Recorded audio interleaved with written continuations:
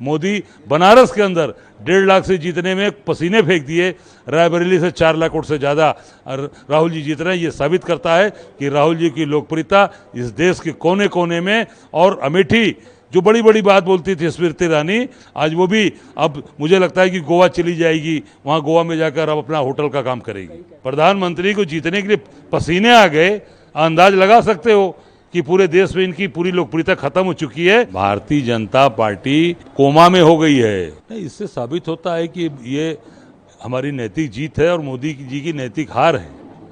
कारण ये है कि देश के प्रधानमंत्री जिन्होंने यहाँ कहा कि 20,000 करोड़, 30,000 करोड़, 40,000 करोड़, कितना 1,000 करोड़ रुपया खर्चा कर दिया और यहाँ की जनता ने उनको नहकार दिया। इससे साबित होता है कि मोदी जी की लोकप्रियता खत्म हो चुकी है। केवल धन बल और सत्ता के बल पर चुनाव जीते हैं। 18-18, 20-20 मंत्री, 8-8, 10-10 राज्यपाल, अमित शाह जी यहीं 10 दिन कैंप किए, 15 दिन, मोदी जी 3 दिन 4 दिन यहाँ आ गए, रात को रात रुके, उसके बावजूद ये हालत हो गई। समझ सकते हैं कि जनता का स्नेह प्यार अपने बेटे अपने भाई अजय राय के साथ खड़ा है।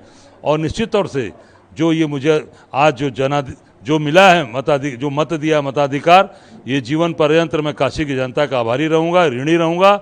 जब तक सांस पे सांस रहेगी जनता की सेवा करता रहूँगा, उनके लिए समर्पित रहूँगा। नहीं, जीत कहाँ है भाई, मैंने बताया ना कि सत्ता बल ट्रिपल इंजन है बनारस में। मेयर उनका, सभासद उनके, प्रदेश में मुख्यमंत्री उनका, देश में अपने प्रधानमंत्री, राज्यपाल उनके, सब प्रचार कर रहे हैं।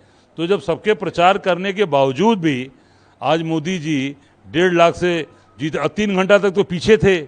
काशी की जनता ने 3 घंटे तक पीछे रखा मोदी जी को, और 1.5 लाख से जीतने में पसीने आ गए, पसीना निकल गया पूरे शरीर का। तो हमारे कार्यकर्ताओं ने, हमारे भाइयों ने, काशी की जनता ने दिखा दिया कि उनका प्यार अपने भाई के साथ है, अपने काशी की बेटे के साथ है। मैंने पहले ही कल ही कहा था 10 लाख पार कुछ नहीं, 400 पार झूठी बातें हैं, केवल झूठी बात करते हैं। ये बाबा विश्वनाथ की कृपा है हम लोगों के ऊपर, उनके भक्त है। माँ गंगा की पावन तट पर हम लोग रहने वाले लोग, माँ गंगा की गोद में रहने वाले लोग, तो जो चीज़ें सही बात समझ में आ गई लोगों को कि काशी का बेटा काशी के साथ खड़ा रहेगा, सुख दुख का साथी है। ये गुजरात से नहीं आया है और ये केवल ठगने नहीं आया है काशी के लोगों को, सारा काम गुजरात के लोगों को दे दिया। सारे धंधे, व्यापार, काम, सब काम गुजरात के लोग यहाँ करते हैं। मैं निश्चित तौर से काशी के लोगों से धन्यवाद दूंगा और काशी के लिए आखिरी सांस तक समर्पित रहूंगा। और ये मोदी जी पिछली बार से बहुत कम वोट से जीते हैं, उनकी नैतिक हार है और ये हमारी नैतिक जीत है। आपकी डबल इंजन की सरकार, वहाँ पर राहुल गांधी जी 4 लाख वोट से जीत रहे हैं। ये साबित करता है कि राहुल गांधी मोदी से ज़्यादा लोकप्रिय नेता हैं हिंदुस्तान के।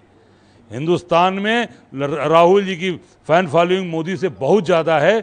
उनको जनता प्यार करती है, उनको अपने परिवार का भाई बेटा समझती है।